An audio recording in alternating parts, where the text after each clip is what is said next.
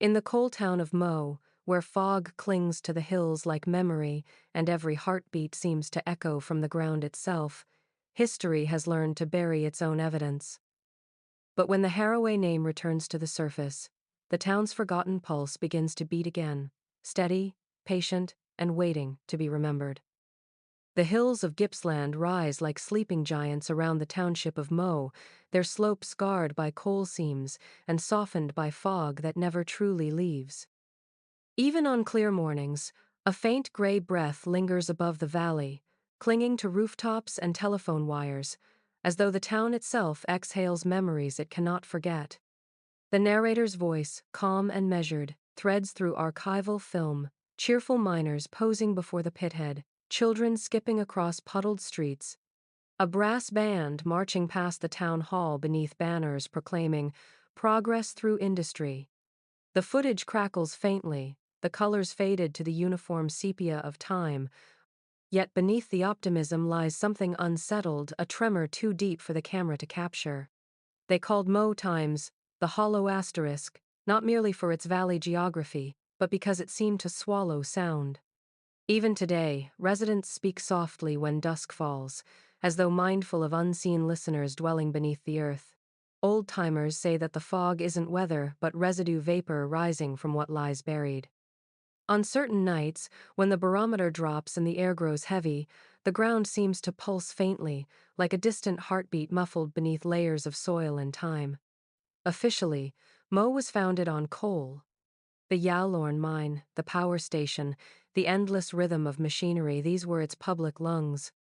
But those who grew up on its outskirts, in the narrow valleys that the miners called the blind ends, whispered that coal was only the surface harvest. That before industry came, the hills had been sacred to the Gunai people, and that their elders refused to sleep near the valley floor after sundown.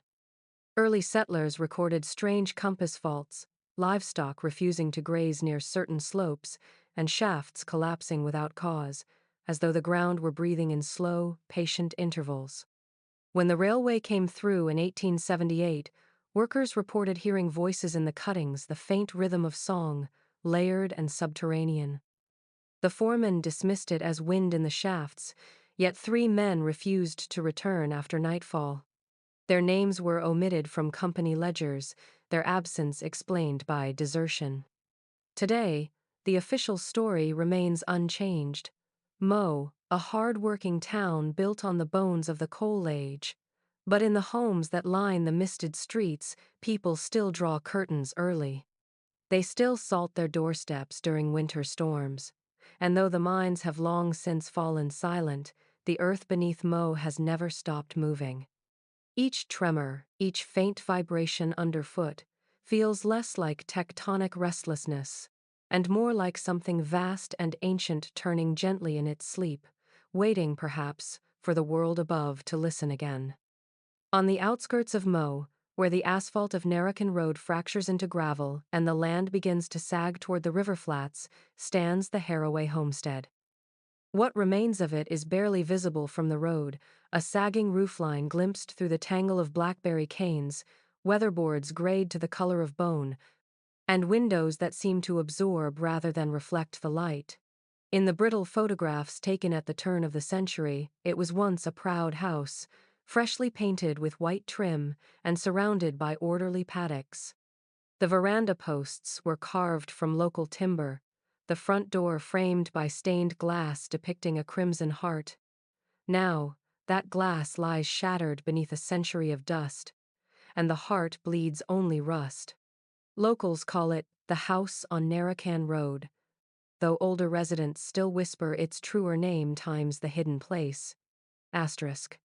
No one recalls precisely when the Haraway family stopped being seen, only that their disappearance was gradual, like a fog thickening until it became indistinguishable from night. Council records show the property listed as uninhabited after 1974, yet children walking home from the nearby school in the 1,980 seconds told of chimney smoke rising thin and blue against the morning sky.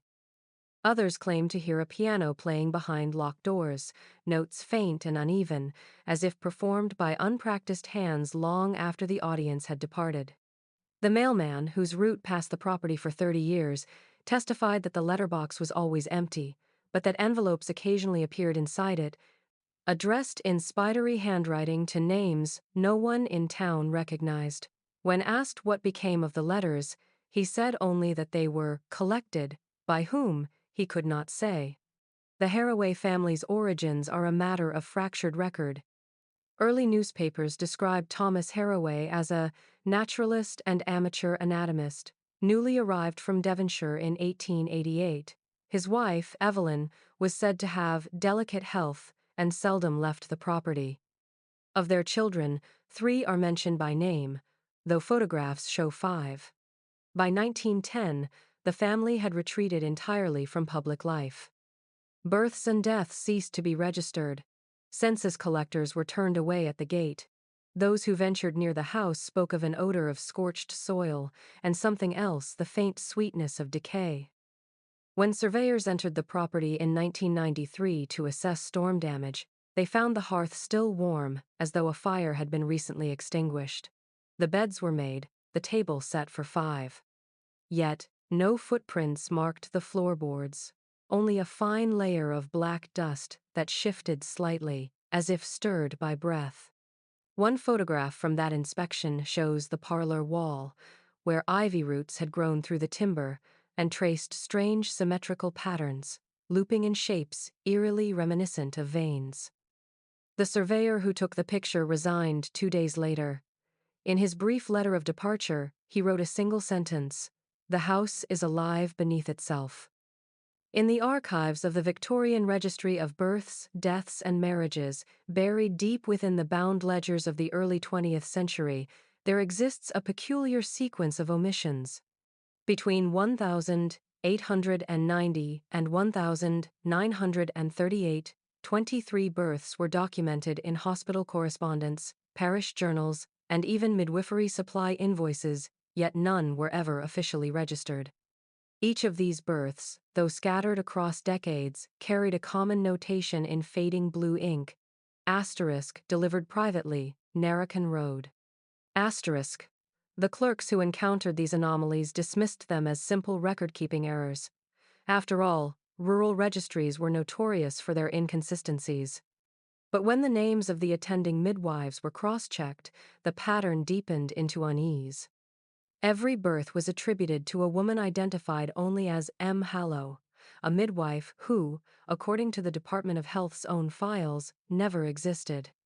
Researchers attempting to trace her lineage met a bureaucratic dead end: no licensing, no census presence, no immigration entry.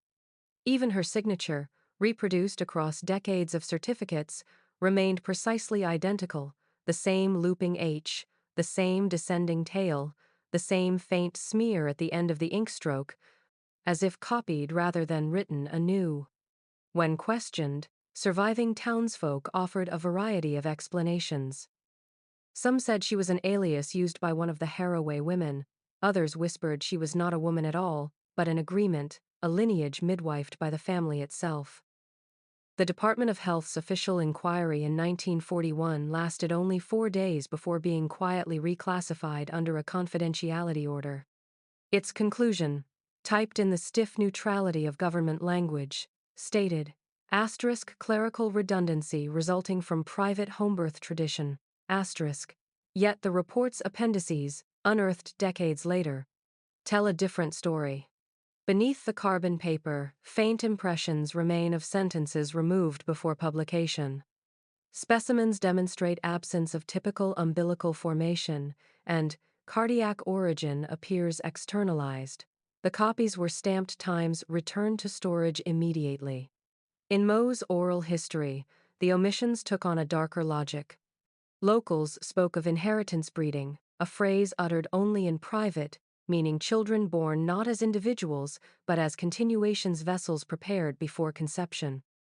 The old miners who lived along Narracan Creek swore that each generation of Haraways bore children who never cried at birth, only hummed in strange rhythm. Nurses who worked briefly in the district claimed the infant's heartbeats were audible without stethoscopes, faintly drumming through the air like a faraway machine. By 1938, the final unregistered child was noted, a girl delivered in midwinter, her birth witnessed by two strangers from Melbourne whose identities were never confirmed. Within months, the Haraway homestead was sealed, its windows shuttered, and its occupants unseen. The official story ended there, but the ledgers tell otherwise. Each blank entry, each missing signature, feels deliberate, as if the family had quietly removed themselves from the bureaucratic record, rewriting their lineage in something older than ink. The state may have closed its files, but the earth beneath Narracan Road kept its own meticulous record, written in generations that still hum softly when the fog descends and the valley remembers who was born there. The footage begins with the grainy texture of early digital tape, its color desaturated to near monochrome. A woman sits in a metal chair before a blank wall, her shoulders drawn inward as if the air itself were cold. The interview tag in the lower corner reads simply **MH, 2003 Latrobe Valley Historical Inquiry. ****. Her hair, silver and thin, clings to her temples, and her eyes hold that restless gleam of someone who has survived longer than she ought to have. She is identified by initials only, but the archivists knew what the letters meant. Margaret Haraway, the last confirmed descendant of the family that had vanished into its own history. She begins quietly, almost apologetically, describing life on Narracan Road as though it belonged to another century. The words drift, fractured by long pauses. "We weren't supposed to be seen," she says. "We stayed inside when the fog came down." Grandmother said the fog was the air remembering. Her voice trembles as she describes her childhood home, a house filled with boxes that pulsed faintly at night, the sound like small hearts beating in glass. When the interviewer asks if these were machines, she shakes her head and murmurs, "They were family." At timestamp 12:47, the woman's demeanor changes. Her gaze drifts beyond the camera, and her breathing slows. "They never buried anyone properly," she whispers. "We only moved them." The interviewer leans forward, asking her to explain, but she does not respond. The silence stretches so long that the background hum of the recording equipment becomes a sound unto itself, like the faint rhythm of blood rushing through a vein. Then, as though jolted from reverie, she looks directly into the lens and adds, "It's not about death. It's about where the heart decides to wait." The footage cuts to black. When investigators attempted to contact MH again, she was gone.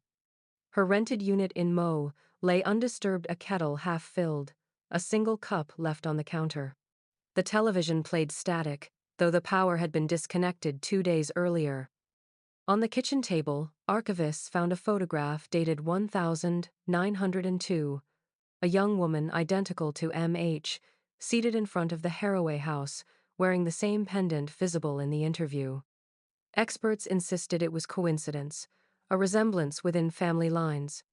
Others, studying the faint discoloration of the image, noted something unsettling: the woman's shadow fell at an impossible angle, as though cast by light from beneath. The interview remains sealed in state archives under restricted access, marked × potential psychological contagion. Do not screen publicly. ***. Those who have seen it describe a faint rhythmic interference in the audio, undetectable by instruments but palpable in the chest. A slow, synchronized pulse that continues for several minutes after playback ends. Some say it is simply the echo of the recording. Others believe it is the heartbeat of the family that refused to die, still waiting beneath the hills of Mo for its last descendant to return. The correspondence was first discovered in 1999, sealed within a misfiled envelope in the Victorian State Archives, its wax stamp still intact despite 70 years of bureaucratic dust. The letters bore the letterhead of the Department of Mines, yet the tone was not that of engineers or geologists. They spoke instead of organic signatures, biological resonance, and unclassified subterranean matter. The dates ranged from 1921 to 1926, each referencing a collaboration with an obscure federal branch no longer listed in government directories, the Ministry of Anthropological Research. It existed only in correspondence, in faded memos that bore the ministry's emblem, a perfect circle enclosing a downward-pointing triangle. The earliest letters are polite, almost routine. The Department of Mines requests joint examination of subterranean anomalies near Narracan Creek, following reports of unexplained luminescence within recently exposed seams. But by 1923, the tone grows urgent. One document stamped times eyes only, level 3 times, describes a biological anomaly reportedly indigenous to the Haraway property, exhibiting properties inconsistent with standard definitions of life. A later memo adds, specimen displays rhythmic motion when exposed to human proximity. Possible correlation with local family lineage under ongoing observation. Field logs from that period confirm that teams of government men arrived in Mo unannounced, their trucks unmarked, their instruments foreign to the miners who watched from a distance. Locals recall the way they worked only at night, erecting floodlights around the Haraway fence line and lowering glass tubes into boreholes that emitted faint blue vapor. Children from nearby farms remember the hum, a low, steady vibration that seemed to rise from the ground itself. After each visit, patches of soil were found scorched in perfect circles, the vegetation around them bleached white as bone. When the ministry's final report was filed in 1926, most of it was redacted.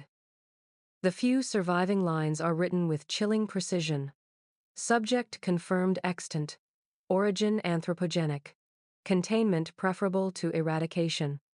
No subsequent documentation records what subject referred to, though a requisition order for lead-lined containers and surgical implements was filed that same year under the Department of Health's budget. By the time the Depression began, the Ministry of Anthropological Research had vanished entirely from government records.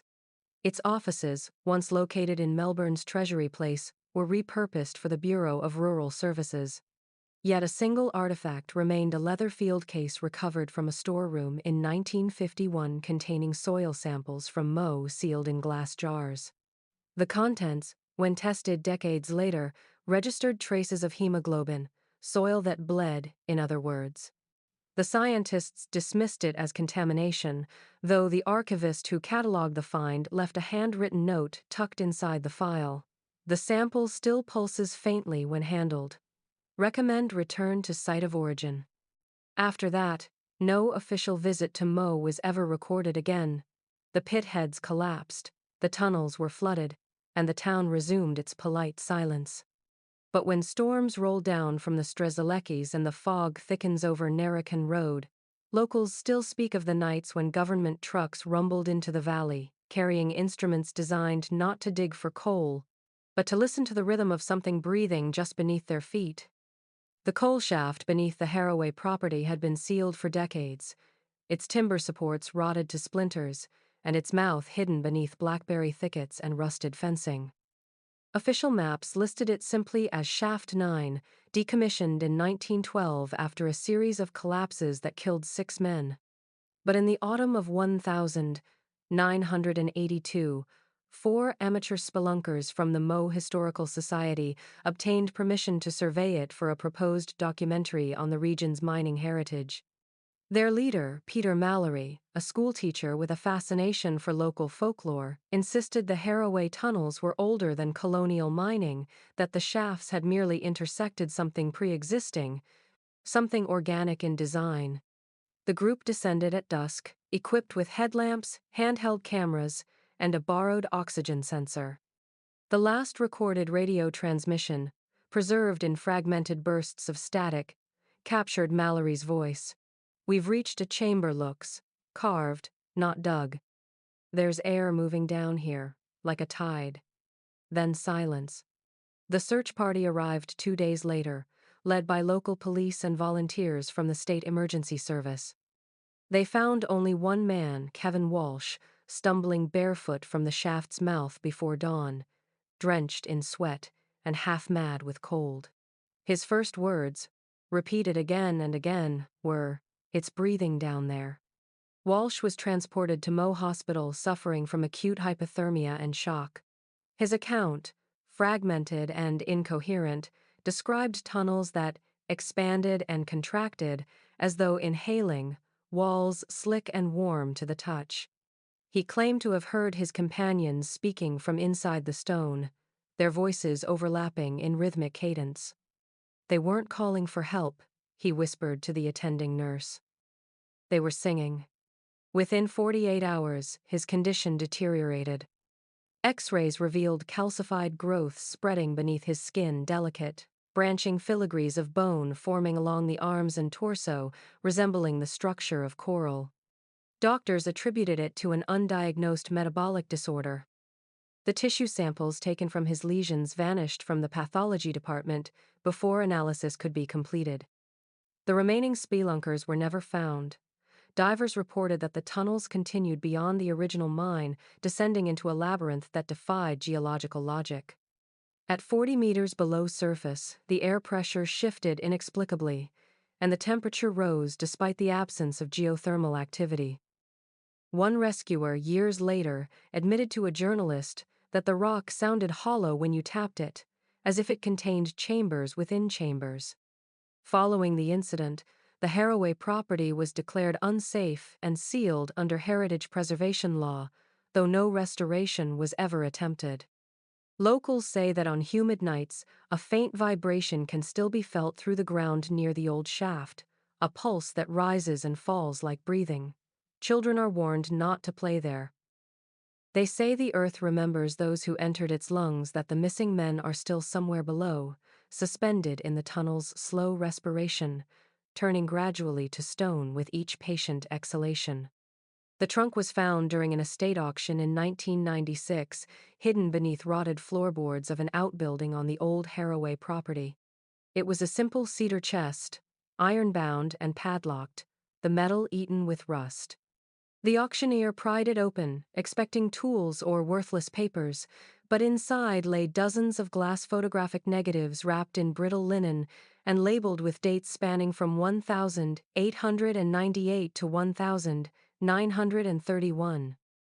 The images, once developed, revealed a series of portraits formal, composed, each taken against the same backdrop, a faded curtain patterned with vines. At first glance, the family seemed ordinary, their clothing reflecting the slow evolution of fashion across decades. But closer inspection exposed something unsettling.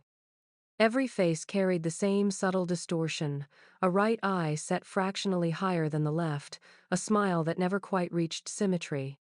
Experts at the State Library of Victoria catalogued the negatives and attempted to identify the sitters through census comparison. The results only deepened the mystery. Names scrawled on the envelopes, Thomas, Evelyn, Margaret, Lydia, corresponded to known Haraway family members, yet their ages in each image failed to align with recorded dates of birth and death. The woman identified as Lydia appears first in 1902, a young mother in her 30s, and again in 1931 with identical features, unchanged by time. The photographs were verified as authentic, the film stock consistent with its period, but chemical analysis revealed faint traces of silver nitrate anomalies. An unusual density pattern clustered around the subject's chests, as though the emulsion had reacted to an invisible light source from within. The negatives drew attention from anthropologists and forensic technicians, but their inquiries were brief and inconclusive. One technician, interviewed years later, recalled a disquieting detail. When we projected them onto the wall, the eyes didn't align. They moved not like motion blur, but like the subject was watching the projection from inside it.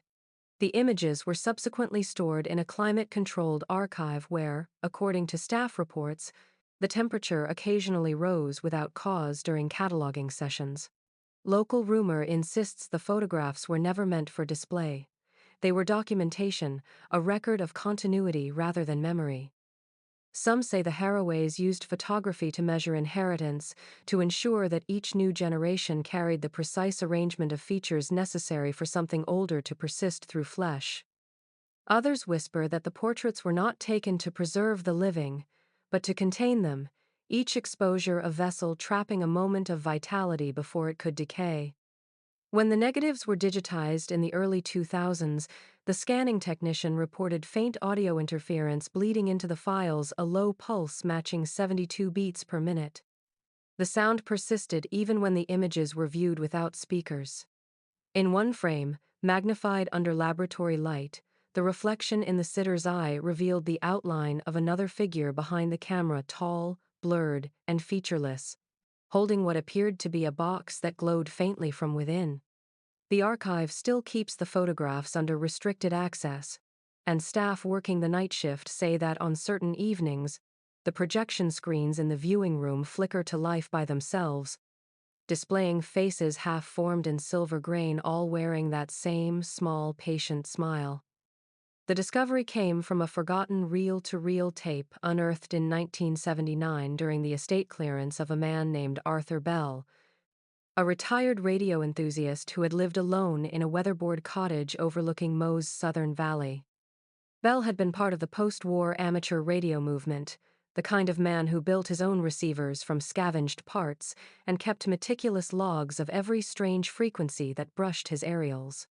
Most of his recordings captured the hum of distant stations and the faint chatter of shortwave enthusiasts trading call signs across the world. But one spool, marked simply times Haraway Hill, June 1957 *, carried something altogether different. The tape begins with static, then a low, regular thud, deep and measured, like the slow beat of a distant drum. The sound repeats with eerie precision, averaging 72 pulses per minute. Bell's handwritten notes describe it as biological in cadence, not mechanical.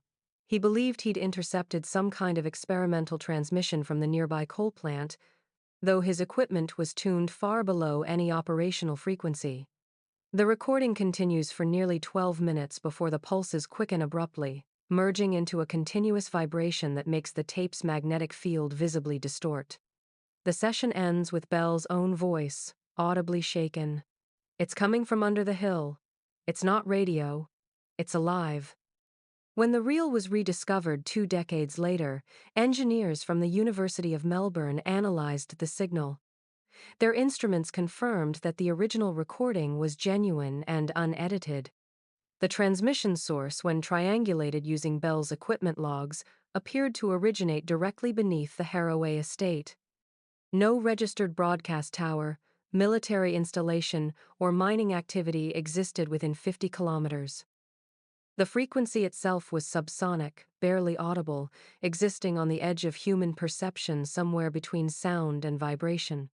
One engineer, after isolating the waveform, described it in his report as identical in rhythm and amplitude to a human heartbeat recorded with medical precision. Now, further analysis revealed secondary harmonics hidden within the pulses, frequencies modulated in complex mathematical ratios. When converted into visible spectrograms, the patterns formed concentric shapes resembling cardiac tissue auricles, ventricles, arterial lines. The lead technician, Dr. Warren, reportedly fainted while viewing the printout. His colleagues found him murmuring a single phrase, "It's mapping us."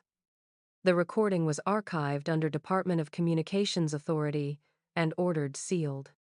Yet copies circulated quietly among radio operators, who noted that every attempt to replay the audio for extended periods caused interference in nearby electronic devices, clocks slowing, fluorescent bulbs dimming. Even the involuntary synchronization of listeners' heart rates to the pulse on tape. Today, the reel sits behind glass in the Latrobe Regional Museum, its label faded almost to illegibility. Visitors who linger in that exhibit long enough swear they can feel a faint vibration through the floor. Not sound exactly, but sensation, steady and low, as if something beneath Mo still broadcasts in silence, testing its signal, waiting for someone to tune in again. In the brittle pages of St. Bartholomew's parish ledger, dated 1911, there exists a single entry written in a hand unlike the rest. The usual neat record of births, deaths, and baptisms breaks suddenly into a dense block of script. Asterisk, congregation relocated 40, 7 souls protection offered, covenant witnessed. Asterisk, no destination is given, no forwarding parish, no note of blessing. The following Sunday's attendance sheet is blank. The vicar's name, Reverend Elias Warren, vanishes from the diocesan rolls the same month. To the church, it was as though half of Yallourn North had simply folded itself out of existence. Local folklore fills the silence left by the records. The story, told in the lilting tones of elderly voices around barroom tables, claims the Harraways had approached Reverend Warren during a season of strange illness. Livestock had been found bloodless but unmarked, children waking with faint bruises in the shape of fingerprints along their ribs. The parish prayed nightly, yet the affliction deepened. Then, one Sunday morning, Margaret Harraway herself appeared at the church door, pale beneath a black veil. She spoke softly to the reverend, and left with 47 parishioners trailing behind her like sleepwalkers. No one saw them again. A year later, when diocesan officials sent a replacement priest, he found the rectory stripped bare. The only items remaining were a crucifix and a small wooden box carved with the Harraway sigil, a triangle enclosed in a circle. Inside were fragments of parchment bearing single words, asterisk, vain, tithe, return. Asterisk, the church dismissed the affair as mass hysteria brought on by hardship and influenza. Yet the ground behind St. Bartholomew's remained disturbed, sunken in irregular patterns, as if something beneath had shifted. Oral testimonies collected during a 1972 ethnographic survey recall the phrase, protection from the turning. Old farmers spoke of it like a promise and a threat. The turning, they said, was the moment when the heart remembered its other place, when the rhythm inside a person no longer matched the rhythm beneath the earth. The Harraways, it was believed, had learned how to delay it, to keep the heart loyal to the body through some inherited right. In the decades that followed, descendants of those lost parishioners appeared sporadically in nearby census records, never under the same surname, never with verifiable lineage. Their fingerprints matched no known registry. One nurse at Moe Hospital, cataloging patients in 1948, noted a peculiar detail in her private journal. Every so often, one comes in from the ranges with an extra pulse. You can feel it faintly under the skin, as though there's another heart waiting its turn. The church has never reopened St. Bartholomew's. The stone bell tower still stands overgrown with ivy, the rope missing from its pulley. On nights when fog settles thickest, locals swear they hear the bell toll once, not in the air but through the ground, a low, tremulous sound, calling out for the 47 who left the parish and never found their way back. The journal was found wedged inside the wall cavity of the Harraway farmhouse during demolition, wrapped in oilcloth and sealed with beeswax that had long since turned brittle. Its pages, water-stained and smelling faintly of iron, were written in a looping hand that alternated between grace and tremor. The name inscribed inside the front cover read Times Agnes Harraway 1913 asterisk, followed by a notation in smaller script. Asterisk midwife to the line. Asterisk. The first entries appeared mundane lists of tinctures, birthing herbs, and the usual record of local deliveries. But by the third page, the tone darkened. The language became devotional, almost liturgical. Each child arrives pre-marked, Agnes wrote, the pulse already divided, their hearts know the path back to the deep. Scholars who examined the text later noted that Agnes never used the word times birth times without qualifying it. She called the event times returning asterisk, asterisk rejoining asterisk, or times reclamation, asterisk. To her, labor was not a beginning, but an act of remembrance, something ancient awakening through flesh. She described examining newborns who bore faint geometric bruises over the sternum, as though marked by pressure from within. They arrive breathing in the rhythm of the ground, she noted. The first cry is not hunger but recognition. Interleaved between the medical notes were sketches, intricate diagrams of human hearts drawn in impossible configurations. Some showed arteries looping outward and re-entering through the spine.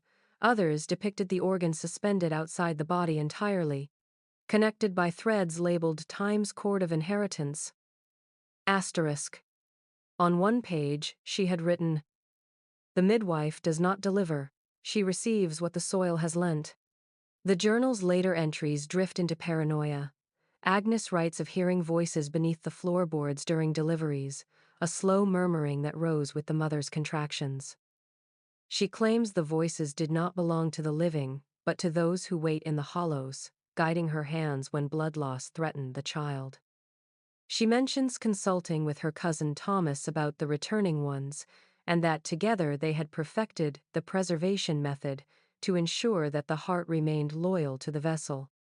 The difficulty, she lamented in one of her last legible passages, is convincing the mothers that the child's first heartbeat belongs not to them but to the covenant.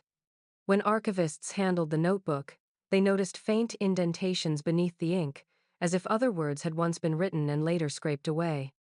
Ultraviolet imaging revealed fragments invisible to the naked eye: coordinates, cycles of lunar dates, and a phrase repeated again and again across the margins. Asterisk. The deep stirs when we forget. Asterisk. After its recovery, the notebook was placed in the Regional Museum's preservation vault, yet staff reported odd phenomena. The temperature in the vault would fluctuate during storms, and the display glass of Agnes's case would fog from the inside, as though exhaled upon. One curator, returning after hours, swore she heard the faint rustle of pages turning, though the book remained sealed. She described the sound not as paper but as something softer, like breath moving through tissue. No one has since attempted to translate the final fragment, a sentence written sideways along the last page in a trembling hand. When the heart returns, do not fear the silence between its beats, it is only the earth remembering how to breathe. The proposal for a royal commission into unethical biological experimentation within the Latrobe Valley surfaced briefly in April of 1939, a single paragraph buried in the classified section of Time's The Age asterisk. It was easy to miss, and perhaps it was meant to be. The notice named no individuals, no institutions, only that an inquiry was to be convened into irregular medical practices and unauthorized fieldwork affecting rural populations. The proposal disappeared from subsequent editions, replaced without explanation by advertisements for household goods. For decades, historians believed it a typographical error, a misfiled bureaucratic phantom. But among the archives of the Victorian Parliament, in a box mislabeled Times Public Health, Rural Initiatives, asterisk, a sealed envelope was discovered in 1978, containing 6 pages of typewritten correspondence. The first letter, dated May 3, 1939, was addressed to Premier Dunstan from Dr. Reginald Crowthorne, a senior official within the Department of Scientific and Industrial Research.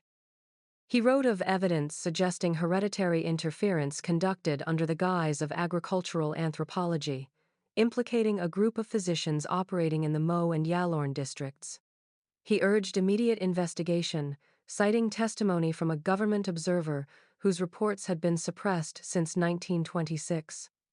Within a week, a royal commission was announced and promptly assigned to a small committee of academics, clergy, and medical professionals.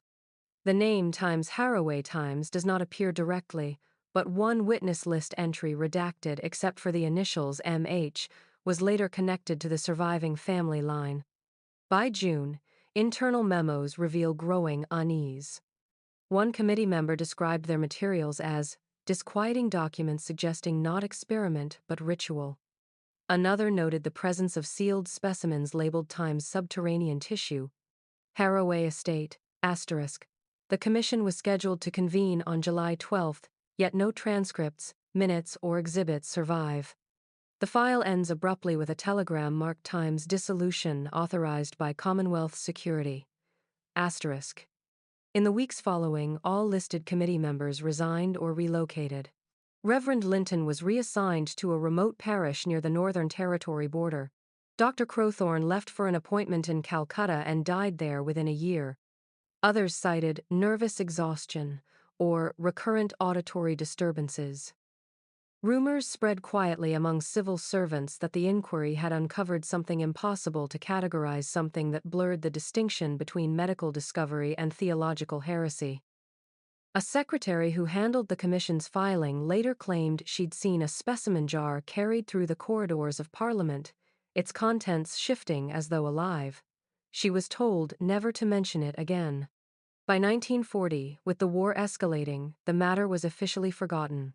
The commission was struck from the legislative record, and the phrase Times Unethical Biological Experiments Times was replaced in all public documents by Times Rural Health Irregularities. Asterisk. Yet fragments persisted.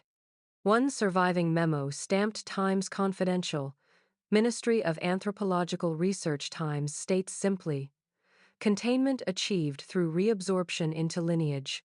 Observation ongoing. In the years that followed, descendants of the commissioners developed similar ailments, calcification of the skin, arrhythmic heart murmurs, vivid dreams of pulsing light beneath the soil. Physicians attributed these symptoms to stress, but in Mo, people whispered that the commission had not been dissolved at all, that it had been absorbed. Its members offered as payment for asking questions that were never meant to be spoken aloud. The nurses who worked the maternity ward of Mo District Hospital in the winter of 1952 still spoke of that night as though it were a weather event rather than an emergency, a kind of storm that passed not through the air but through time itself. It began at 3:14 a.m. on August 12, when the overhead lights flickered once, twice, and then failed completely. The hospital's diesel generator should have engaged automatically, yet it remained silent. Darkness settled thick and absolute, broken only by the red glow of the monitoring equipment beside 6 occupied bassinets. For several seconds the ward hummed with mechanical stillness, and then, one by one, the heart monitors began to pulse, not irregularly, not chaotically, but in perfect synchrony.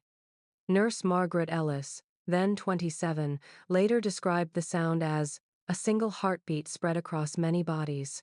Every newborn in the ward shared the same rhythm, an identical pulse that filled the room with steady mechanical percussion. At first the nurses thought the monitors had malfunctioned, but when Ellis pressed her stethoscope to an infant's chest, the heartbeat she heard matched the tempo precisely. It was as if they were sharing the same heart, she said. The mothers, asleep in the adjoining recovery room, began to stir and murmur, each whispering in their sleep, repeating the same phrase in an unidentifiable language. At exactly 3:17 a.m., the ward clock, one of the few devices still functioning, stopped. The second hand froze mid-tick and remained motionless for precisely 3 minutes. During that stillness, the nurses reported hearing a faint vibration through the floor, like the deep tremor of distant machinery. The hospital's glass windows fogged from the inside, though the temperature remained constant. One nurse, standing near the observation window, claimed to see the fog pulse in rhythm with the heart monitors. It was breathing, she whispered years later. The whole building was breathing. When the power finally returned, the lights flared blindingly bright, and all 6 infants cried out simultaneously, a single, piercing wail that cut through the hospital like an alarm. The clock resumed its motion as if no interruption had occurred. Records show the official outage lasted only 52 seconds, yet multiple staff members swore that the blackout spanned several minutes. The discrepancy was never reconciled. In the days that followed, electrical engineers investigated the failure but found no fault in the generator or wiring. The head physician filed an incident report, later sealed under departmental order, noting transient synchronization of cardiac function among neonatal patients, etiology unknown. Within a month, The hospital received instructions from the Department of Health to replace all cardiac monitoring equipment with newer models and to destroy the old units immediately. Of the 6 infants born that night, 3 would later appear in local records as Haraway descendants by marriage. Another would go on to work at the very hospital where he was born, specializing in cardiology.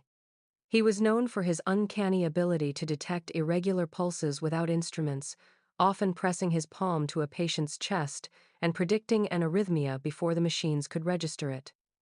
When Moe Hospital was renovated in the 1982, workers demolishing the old maternity ward discovered something curious behind the plaster of the eastern wall.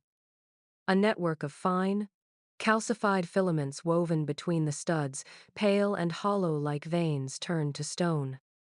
The pattern matched no electrical conduit or structural reinforcement. It pulsed faintly when struck with a hammer. One worker said he felt a rhythm through his fingertips and dropped his tool in fright. The foreman ordered the section sealed without documentation. Those who remember the night of August 12th insist that what occurred was not an outage at all, but an alignment, a moment when the hearts of Moe briefly remembered a rhythm older than life, and the hospital itself joined in the beat. The film was rediscovered in 1975 by an archivist cataloging unmarked boxes at the Moe Historical Society. Inside a metal canister, corroded and sealed with brittle tape, he found a short reel of 16mm nitrate film, labeled only with a faded pencil note. Asterisk, field study, Haraway divided by 1924. Asterisk, the first few feet were intact, though the emulsion smelled faintly of smoke even before exposure to light. When projected, the footage flickered with the uneven rhythm of hand-cranked cameras, its images ghostly and underexposed. The date spliced into the leader confirmed the period June 1924 matching records of an anthropological survey dispatched to the Latrobe Valley by the short-lived Ministry of Anthropological Research. No surviving documents mention the project's completion. The reel begins innocently enough. 3 men in wide-brimmed hats and heavy coats adjust tripods at the edge of a forest clearing behind the Haraway estate. Their voices, silent in the footage, can be faintly imagined through the nervous choreography of their gestures. Beyond them, a small group of locals, faces indistinct, stand in a rough semicircle around a depression in the soil.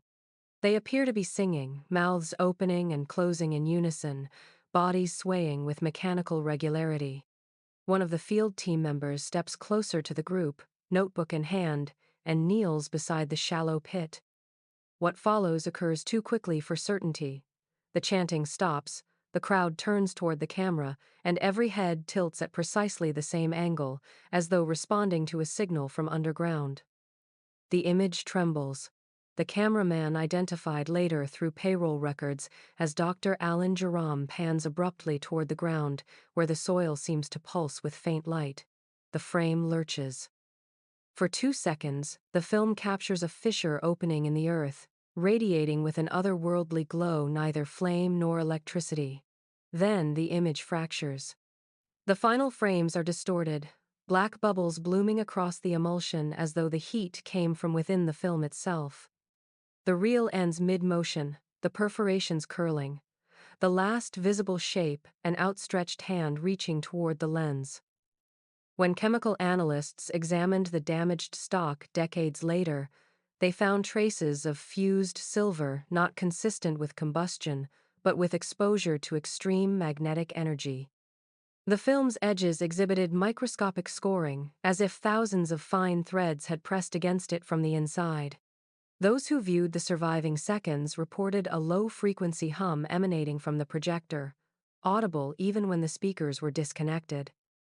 One archivist fainted during the screening, later claiming she had smelled wet earth and heard something breathing behind the wall.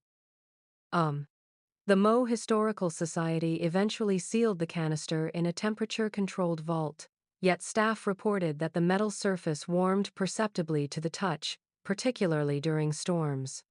On rare occasions, condensation formed on the interior glass of the vault door, leaving streaks in the pattern of branching veins. The film has not been screened since. Still, Locals whisper that on certain nights, when the fog settles low over the Haraway Hills, faint flickers of light rise from the clearing, where the fissure once appeared brief, rhythmic pulses, like a projector still running somewhere beneath the ground, replaying a scene that refuses to fade. When authorities entered the narrow terrace house of Dr. Leonard Finch, on the outskirts of Melbourne in February of 1968, they found the room stripped of all ornament. The curtains had been drawn, and the mirrors shrouded in linen, as though the occupant feared to see something reflected back at him. On the kitchen table sat a typewriter with a single sheet of paper still threaded in the carriage. The final line read, asterisk. They weren't studying evolution, they were continuing it. The Haraways were the template. Asterisk. The ink had bled slightly into the paper, as if written with trembling hands. Dr. Finch's body was discovered in the adjoining study, seated upright in an armchair, a small glass vial at his feet. The coroner recorded cyanide ingestion. For decades, Finch had remained an obscure figure in anthropological circles, known primarily for his early fieldwork with the Ministry of Anthropological Research in the 1922. Few of his colleagues realized he had been part of the Mo expedition until after his death, when his private notebooks surfaced in the possession of a solicitor instructed to release them only upon my permanent absence. The entries from 1924 to 1926 are terse, but they reveal an intellect increasingly at odds with itself. The Haraways, he wrote in one entry, are neither subject nor specimen. They are conduit. In another, observed external cardiac manifestation, voluntary exposure, independent rhythm sustained without vascular support. This cannot be biology as we know it. Finch's later writings blur into delirium.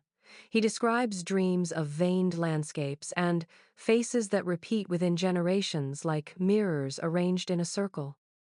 One sketch depicts the human form as an open vessel, the heart suspended outside the body by thin cords labeled time's ancestral tether. Asterisk. His final field diary ends with a passage written in ink so dark it tore the paper. Asterisk. They promised continuity, but not of kind of design. We are the unfinished shape. Asterisk. After the ministry dissolved in 1926, Finch abandoned fieldwork entirely. He lectured briefly at the University of Melbourne, but resigned without explanation, living reclusively thereafter. Neighbors recalled that his house emitted a constant hum, as though machinery ran inside day and night. The electricity board confirmed his usage was negligible. When archivists examined the notebooks years later, they noted faint indentations along the margins, mathematical ratios corresponding to cardiac intervals. When those intervals were translated into musical notation, they formed a repeating pattern that mirrored a human pulse. Audio technicians who recreated the rhythm reported a sense of unreasonable dread after only a few minutes of playback. At the time of his death, Finch's veins had hardened to an extent unusual for his age. Autopsy photographs, long since suppressed, reveal calcified tracings beneath the skin of his arms, branching lines like fossilized arteries. The attending pathologist remarked in his confidential notes that the bone deposits seemed not pathological but structured as though following an architectural plan. The typed note found on his desk was not his only message. Tucked beneath the blotter lay a single undeveloped frame of film, identical in format to those recovered from the burned reel decades earlier.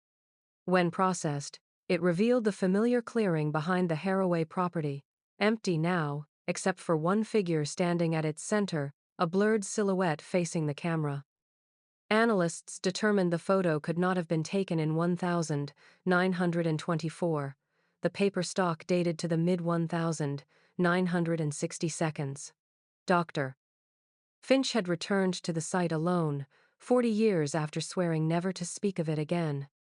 What he saw there remains unknown, but the message he left behind lingers like a contagion, half warning, half confession, that the Haraways were not a relic of evolution's past, but a draft of what waits next, patient and unfinished, beneath the skin of every living thing.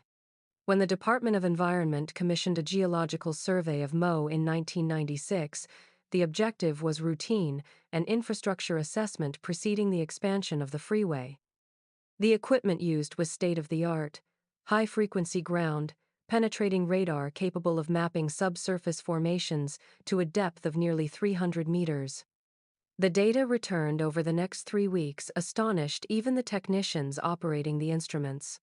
Beneath the township, stretching from Narracan Creek in the south to the foothills of the Strzelecki Ranges in the north, appeared a vast hollow formation, symmetrical, organic, and unmistakably heart-shaped in outline. The anomaly measured nearly a kilometer across at its widest point, narrowing toward what the analysts termed the apex, situated directly beneath the old Haraway property. At first, the surveyors assumed a data artifact, a misread echo or interference from the town's abandoned mining shafts, but repeated scans under varying frequencies produced the same pattern. The structure was real, its density distinct from the surrounding strata. Early interpretations classified it as a massive limestone cavity formed through karst erosion, though this explanation faltered under scrutiny. No limestone deposits exist within 100 kilometers of Mo. The regional geology is predominantly coal seam and claystone. The official report, revised several times before submission, settled uneasily on the phrase asterisk, uncharacteristic subsurface subsidence of indeterminate origin. Asterisk. Unreleased field notes from one of the radar technicians, later obtained through Freedom of Information requests, describe something stranger. Signal behaves like living tissue, he wrote.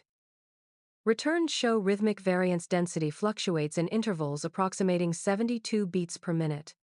The data visualization resembled a throbbing silhouette, contracting and expanding slightly with each sweep of the radar beam. When cross-referenced with seismic readings from nearby monitoring stations, subtle tremors aligned perfectly with the detected rhythm. The research team requested an on-site core sample to confirm the anomaly's composition.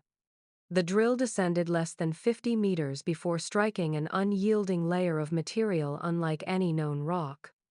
The bit returned coated in a pale residue, smooth to the touch, yet faintly fibrous under magnification. Chemical analysis identified traces of calcium, iron, and carbon in proportions identical to human bone. The sample was quietly removed from the lab within days, replaced in the catalog by a note reading asterisk, contaminated specimen discarded. Asterisk. Local rumor filled the silence. Residents living along the eastern ridge reported faint vibrations at night, like the slow beat of distant machinery. Water in wells occasionally rippled, though the air above remained still. Dogs refused to cross certain paddocks, stopping to whine at invisible boundaries. An amateur radio operator claimed that when he tuned his receiver to specific low frequencies, he could hear a pulse beneath the static, steady, patient, and impossibly deep. When the final survey maps were compiled, one detail drew quiet attention. The outline of the subterranean structure, when superimposed upon an aerial view of Mo, aligned precisely with the town's layout. Streets radiated from the center like arteries. The civic buildings, the post office, the hospital, the power substation sat upon points corresponding to valves and chambers within the heart-shaped form. No town planner could have designed such symmetry deliberately, yet it existed, immutable and perfect. The lead geologist resigned shortly after the project's completion, citing stress and recurring auditory hallucinations, a rhythmic knocking in the walls at night, according to his medical report. His final note, scribbled on the margin of the survey's last page, was never meant for publication. "It isn't a cavity," he wrote. "It's an organ, and it's waking." When a local historian named Patrick Voss began digitizing Mo's municipal archives in 2001, he expected nothing more than a tedious inventory of zoning records and defunct railway proposals. What he found instead was a pattern that unsettled him enough to request verification from the Department of Planning. His discovery came while overlaying a century's worth of city maps 1925, 1,958, 1,979, 1,993, and the latest from 2000. When aligned by scale and orientation, the town's gradual evolution appeared far from random. Streets had grown outward in branching lines that mirrored biological systems, arteries, and veins, converging inevitably upon a single point, the site of the Haraway homestead. At first, Voss believed it an artifact of cartographic distortion, but the geometry persisted even after correcting for projection and topography. Each generation of planners, apparently unaware of their predecessors' intentions, had expanded Moe's infrastructure in precise correspondence with the anatomical form of a circulatory network. Minor streets mirrored capillaries, looping through residential zones before rejoining major arteries named with unnerving poetry: Chamberlain, Vascular, Pulse, and the oddly meandering Conduit Lane. The convergence point lay beneath what was now an overgrown paddock officially listed as Crown Land a mere 100 meters from the foundations of the Haraway house. Voss presented his findings to the town council, expecting mild amusement. Instead, he encountered discomfort bordering on hostility. The urban development officer dismissed the pattern as coincidence exaggerated by imaginative scaling. Minutes from that meeting record an abrupt adjournment following a brief power outage. Yet afterward, Voss's access to the archives was quietly revoked, the digitization project reassigned to an external firm. He later told a colleague that someone from Melbourne had visited the planning office and asked for the maps that still pulsed. Residents, however, had long noticed what the council preferred not to discuss. They called it the veins. Older generations spoke of how, after heavy rain, the town's main roads bled rust, colored runoff that streamed downhill in perfectly symmetrical channels toward the old Haraway Hill. Children played a game they called Times Follow the Flow, tracing the trickle through culverts and gutters until it vanished into the blackberry thickets near the homestead. Some nights, when fog clung low, the streetlights flickered in rhythmic intervals that locals swore resembled a heartbeat spreading from the outskirts inward. A retired surveyor, interviewed in 1987 for an unrelated oral history project, recalled being instructed during post-war reconstruction to realign several streets for efficiency. When pressed, he admitted the orders came not from the local council but from a federal agency he'd never heard of, one that insisted on exacting coordinates. They said it was for drainage, he muttered, but the lines they already drained. Modern planners continued to expand Moe around this hidden symmetry, unaware that each new road completed another filament of the network. When satellite imaging became widely available, amateur cartographers noticed the same pattern Voss had described decades earlier. The arterial grid of a colossal heart embedded in the landscape, its central node anchored to the ruins on Narracan Road. When confronted with these findings, officials offered the same answer they always had: coincidence, happenstance, the product of human tendency toward pattern recognition. Yet, the evidence persisted, unyielding. Beneath Moe's asphalt and concrete, the layout of the town mirrored a living anatomy, each cul-de-sac and avenue a vessel feeding toward the same ancient center. At night, from the lookout on the ridge, the lights of the streets below formed the unmistakable outline of a heart, and though no one would admit it, many swore they could see it beating. When Dr. Olivia Keene disappeared in the winter of 2007, few outside the academic community took notice. She was, to most, another solitary historian immersed in footnotes and forgotten correspondence. Her focus, governmental anthropology projects of the early 20th century, seemed too esoteric to provoke danger. Yet those who knew her understood that her curiosity had begun circling one particular enigma: the Ministry of Anthropological Research and its work in the Latrobe Valley. Her last confirmed action was filing a Freedom of Information request with the Department of Industry and Resources, seeking complete documentation pertaining to the Moe field operations of 1921, 1926. The request was marked as received, then flagged for review. 10 days later, she was gone. Police found her apartment immaculate, almost staged. There were no signs of forced entry, no fingerprints other than her own, and no indications of theft. The only object out of place was the dining table, cleared of its usual clutter and covered in hundreds of printed pages. These pages, photocopies of government memos, geological surveys, and internal ministry correspondence, had been meticulously arranged into the outline of a human heart, complete with branching vessels traced in red pencil.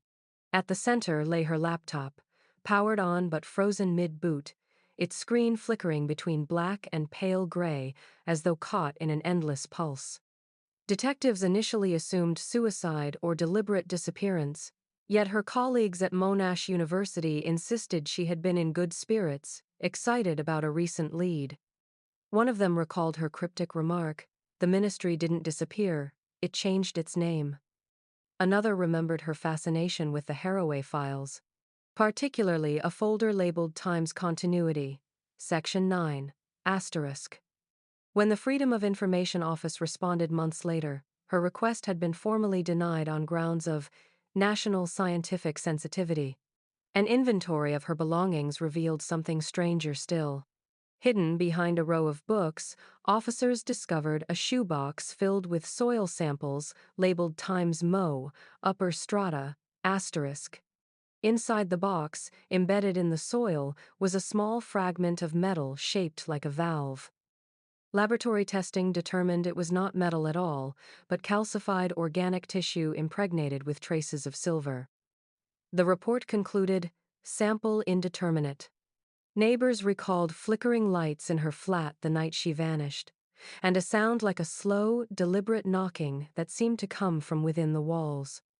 One resident, a retired nurse, claimed she saw Olivia standing at her window just after midnight, hands pressed against the glass, her eyes reflecting the amber glow of the streetlights in perfect synchrony with the rhythm of the power grid.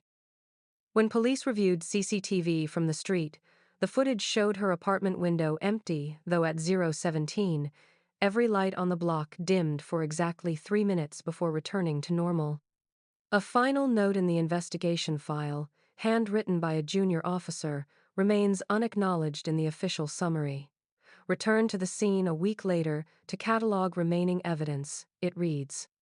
The pages on the table had changed. No drafts or windows open, but the paper fibers had yellowed, fused together into thin layers. When lifted, the outline of the heart pulsed visible only when light passed through. Her disappearance remains classified as voluntary absence. Yet, among local historians and the few archivists still whispering about the ministry's remnants, her name endures as both warning and proof. They say she found the missing link between the Haraway bloodline and the ministry's field experiments, and that whatever she uncovered was not historical at all, but continuing. On some nights, when fog gathers over Mo, the lights of the council office flicker in a faint heartbeat rhythm, as if the archive itself is remembering her, page by page. Teachers at Mo Primary began noticing it first not in test scores or behavior, but in the sameness of the children. By 2010, the classrooms were filled with faces that seemed faintly mirrored versions of one another. Eyes set at identical distances, cheekbones reflecting geometric balance that artists would call unnatural rather than beautiful. Photographs from the school yearbooks, when placed side by side, carried a subtle unease. Each child's smile appeared rehearsed, yet perfectly aligned, as if their expressions were drawn from a single unseen template. No one remarked upon it aloud. Not at first, though whispers began among staff who had worked there long enough to remember earlier generations. They look like copies, one teacher confided, like the same child grown in different houses. Physical examinations conducted during routine health checks added to the unease.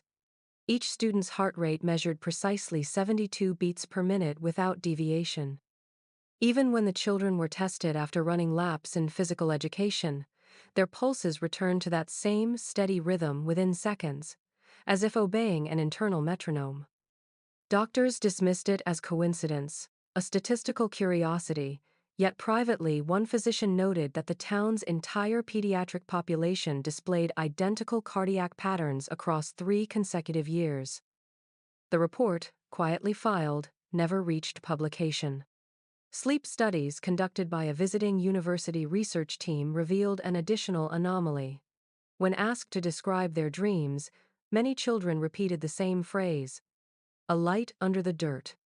Their drawings depicted glowing shapes beneath hills, roots like veins, and outlines resembling hearts viewed from above. Several children described hearing a deep sound like drums in the ground. Psychologists interpreted this as collective symbolism, children's imaginations influenced by mining stories and local folklore. But when one teacher played recordings of distant seismic readings from the region, the children immediately identified the rhythm, saying, "That's it, that's what we hear." The town's medical clinic began collecting voluntary DNA samples for an unrelated health initiative in 2015. The results were never released to participants, but an anonymous leak from a lab technician later revealed that multiple families with no shared ancestry possessed identical genetic markers untraceable to any known human lineage. These markers corresponded to fragments first catalogued decades earlier in the Ministry of Anthropological Research Archives sequences labeled Times Continuation Material, Haraway line. Geneticists reviewing the leak described the material as non-coding, yet active, functioning like a rhythm, an instruction embedded not in biology, but in timing. By the late 2010 seconds, subtle behaviors emerged among Mo's youth.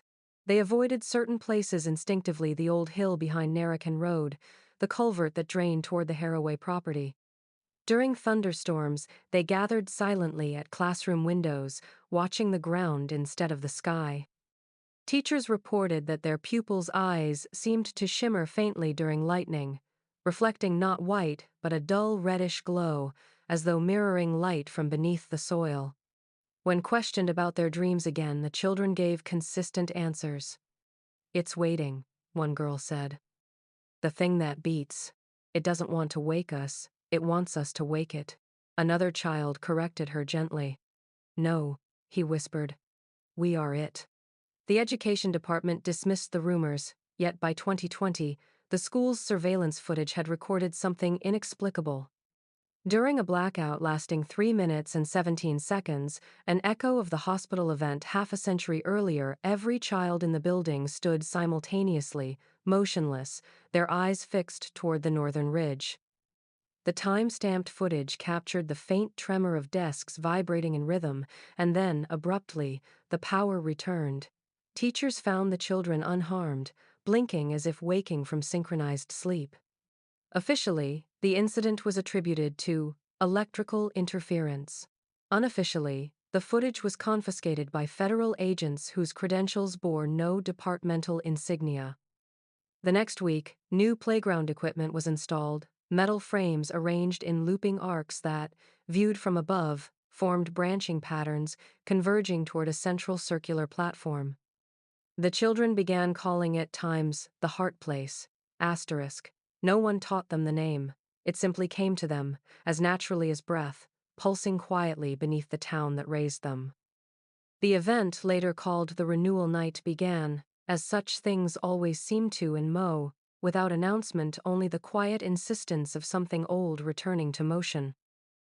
On the evening of June 21, 2018, heavy rain swept across the Latrobe Valley, flooding roads and cutting power to parts of the township. Yet amid the downpour, a phenomenon unfolded that no resident could later explain.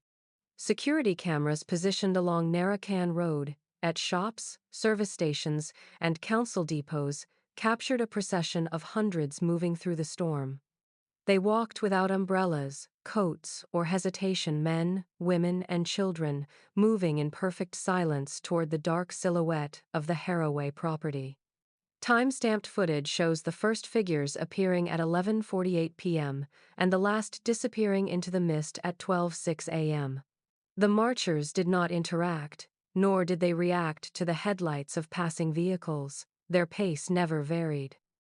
When enhanced, the recordings revealed their eyes reflecting the faint orange of the streetlights in synchronized rhythm: blink, step, blink, step. Some appeared barefoot. Others wore hospital gowns, miners' overalls, school uniforms. All bore the same expression of serene vacancy. A farmer on the northern ridge reported seeing lights in the distance, like lightning that forgot to fade. He described the ground trembling beneath his boots, a vibration distinct from thunder, as if the land itself had taken a breath. Yet the power grid registered no surge, no anomaly. Drones launched the next morning by state police surveying flood damage recorded something far stranger. The hill around the Haraway homestead pocked with concentric circles of footprints, each ring containing exactly 9 impressions, no more, no less. The circles extended outward for nearly half a kilometer, as though the entire town had gathered in perfect formation. Rain should have erased the evidence, yet the footprints remained, compacted into the mud with unnatural precision. Thermal imaging from the drone's sensors revealed residual heat radiating from each print despite the ambient temperature hovering near freezing. The pattern persisted for 3 days before vanishing, not by erosion but by transformation, the soil whitening into a chalky residue that resisted analysis. When residents were interviewed, none recalled leaving their homes. Some awoke soaked to the bone, shoes muddy, bedsheets imprinted with faint rings of soil. One elderly woman was found sleepwalking along the main street at dawn, her nightdress plastered to her skin, murmuring, "We stood where the light was breathing." Another man awoke on his porch clutching a lump of wet earth shaped like a human hand, the fingers fused together as if molded in a single pulse. The following week, local government servers were infiltrated. Copies of the CCTV footage disappeared, replaced by corrupted files, looping static punctuated by rhythmic thuds, 9 beats repeating endlessly. The police report marked the incident as mass somnambulism, citing stress, weather, and suggestion. Yet meteorological data showed no rainfall during the hour of the footage. Those who have seen the unedited recordings leaked briefly before being scrubbed from the internet describe a final sequence, time-stamped 12:09 a.m., moments after the last figure vanishes. The camera, still rolling, pans unintentionally toward the horizon as lightning illuminates the Haraway Hill. For a fraction of a second, a shape glows beneath the soil. Vast, symmetrical, heart-like. It contracts once, scattering rain outward in a perfect ring. Then the image darkens, and the town sleeps again, forgetting, as if the pulse had only paused to draw breath between centuries. The final sequence opens not with music but with silence thick enough to feel. The camera follows the narrator through the sterile corridors of the National Archives, where the air hums faintly with the sound of temperature regulators and unseen machinery. His footsteps echo softly, rhythmic, measured, almost like a pulse. Fluorescent lights flicker overhead, casting long reflections along the polished concrete floors that converge toward a single reinforced door marked Times Restricted, Historical Containment Access. Asterisk. A guard verifies his credentials, glances at the authorization slip, and hesitates. "We don't usually open this wing," she murmurs, her voice breaking the stillness like a confession. "It's been sealed for years." Inside, the vault is colder, the air dry enough to sting. Rows of metal shelving stretch into dimness, each drawer labeled with the faded insignia of defunct government departments: agriculture, mining, anthropology. The narrator's flashlight beam sweeps across dust, illuminating paper spines stamped Times Ministry of Anthropological Research. Asterisk. Near the back wall, a single file box stands apart, pristine amid the decay. Its tag reads Times Project Hollow, divided by Haraway Containment. Asterisk. On the lid, a red access stamp glistens wet under the beam. The ink bears that day's date. Below it, a signature, asterisk MH asterisk. The narrator pauses, whispering that M.H. Margaret Haraway was confirmed deceased in 2003, her estate settled quietly with no living heirs. The camera moves closer as he opens the box. Inside lie hundreds of documents, typed reports, hand-drawn anatomical diagrams, and black and white photographs of Mo from above, its streets, forming that familiar arterial lattice. A single reel of magnetic tape rests atop the stack, labeled Time's Final Transmission, Containment Pulse. Asterisk. The narrator threads it into a portable player.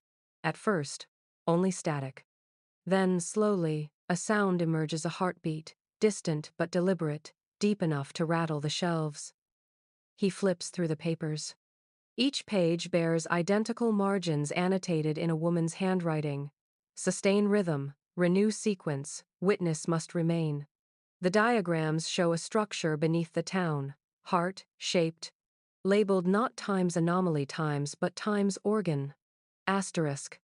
One folder contains a list of names, citizens of Mo, marked by generation, each entry followed by a date and the word Times aligned. Asterisk. Near the bottom of the file lies a photograph dated that very morning. It shows the vault door from the inside, closed, the faint silhouette of a figure standing where the narrator now sits. The heartbeat grows louder, syncing with the flicker of the fluorescent lights. Papers tremble as if stirred by invisible breath. The narrator's voice lowers, unsteady. It's not an archive, he says. It's a pulse chamber. It never stopped recording. He leans close to the microphone. We thought we were documenting the containment, but the containment is documenting us. As the sound swells, the footage distorts. Frames judder, light flares white, and for a moment, the pulse fills the entire spectrum, low, human, yet impossibly vast. The narrator's voice fades into the rhythm, merging with it. The last image is of the file box closing by itself, dust rising in slow motion, then black. Beneath the end credits, the heartbeat continues steady, patient, rising in volume until it becomes indistinguishable from the audience's own.